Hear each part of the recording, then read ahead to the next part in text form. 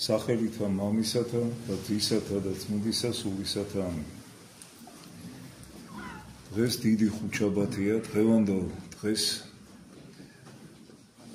ეკლესია აღნიშნავს და იხსენიებს საიდუმლო სერუბაზე მომხდარ მოვლენას, როდესაც უფალმა და მაცხოვარმა ჩვენმა იესო ქრისტემ დააწესა წმინდა ზიარების საიდუმლო. ზიარების საიდუმლო, რომლითაც ჩვენ უერთდებით მისი მაცხოვრის ხორცისა და სისხლის საშუალებით მას და გვაქვს მასთან ნაწილი. რა თქმა უნდა, ეს არის უდიდესი მოწყალება ღმრთისა, რომ ჩვენ ხდებით ტაძარნი ღმრთისა და ამასთან ერთად უდიდესი პასუხისმგებლობა, რადგანაც ზიარება ქრისტეს სისხლსა და ხორცსა არის როგორც საკურნებლად სულისა და ხორცისა, ასევე არის დასასჯელად უვირსთა მიმართ, რომლებიც არასათანადო სინანულით, არასათანადო მოწიწებით და კრძალულებით მიახლებიან ქრისტეს სისხლსა და ხორცს.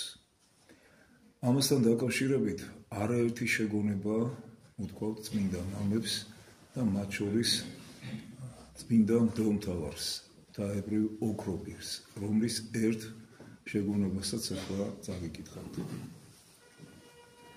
წმინდა საიდუმლოთა ზიარების შესახებ. ვიცი, რომ მალე მრავალნი მოვლენ და მიახლებიან ამ სულიერ ტრაპეზს. მე დიდი ხანია გაფრთხილებთ და გთხოვთ, ეს რომ გვექცეს არა საზიანოდ და დასასჯელად, არამედ სული საცხოვნებლად, ყოველ მხრივ განვიწმინდოთ თავი და შემდეგ მივიახლოთ წმინდა საიდუმლოებს. ნურავი მეტყვის მე შერწყენილი ვარ სინდისი სოდვებით მაქვს სავსე, ვატარებ უმძიმეს ტვირთს. ეს 5 დღე საკმარისია მრავალ ცოდვათაგან განსაწმენდელად. იგულისხმება კვირეულის დღეები, იმ დიდი დღესასწაულის წინ, რომელსაც კვირა დღე ქვია, უფლის აღდგომის დღე.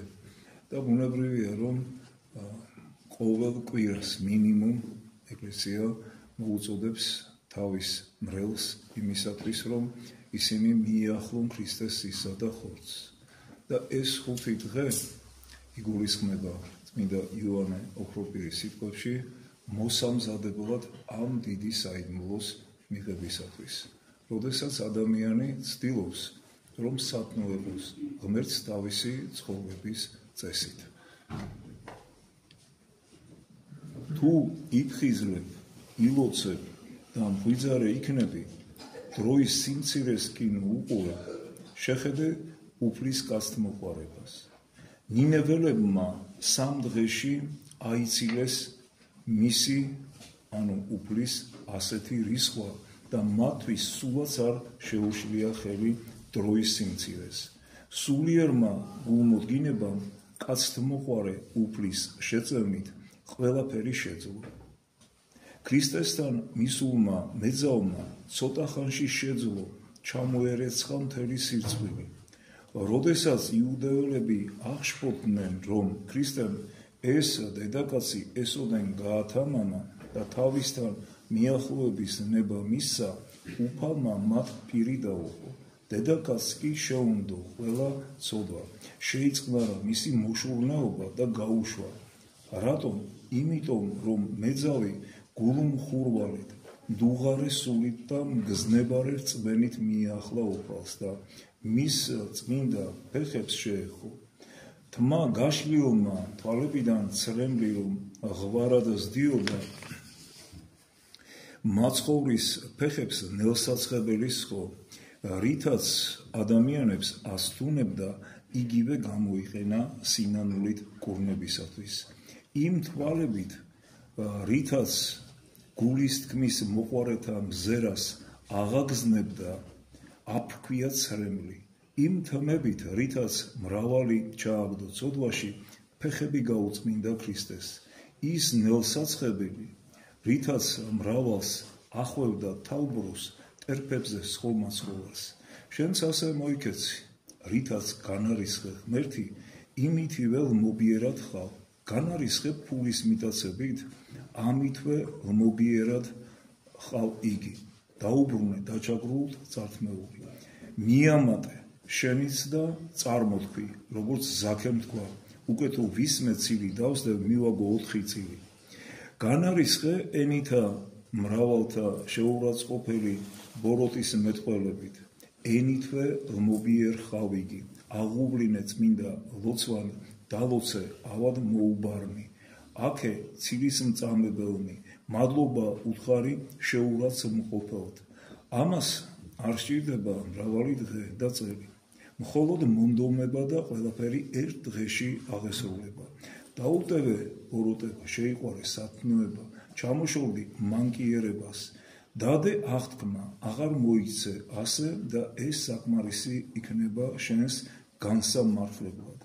მე ვადასტურებ და გარწმუნებ, რომ თუ ჩვენგან ცოდვილთაგან ყველა დაუტევებს ადრინდელ ცოდვებს, გულწრფელად აღუთქვამს ღმერთს, არც კი დააპიროს მათი ქმნა, მაშინ უფალი სხვას არაფერს მოგთხოვს.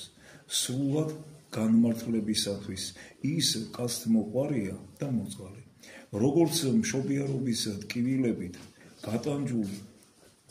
გატანჯულს სტადია ჩვილის დაბადება, ისე სტადია უფალს თავისი წყალობა მოგფინოს, მაგრამ ამას ჩვენი ცოდვები უშლიან ხელს.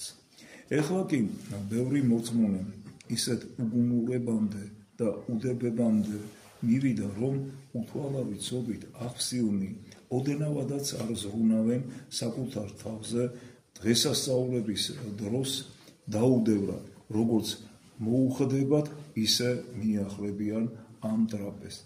ის კი არ უწყიან, რომ ზიარების დრო განისაზღვრება არა დღესასწაულით ან ზეიმით, არამედ სუფთა სინდისითა და შეუბღალავი ცხოვრებით.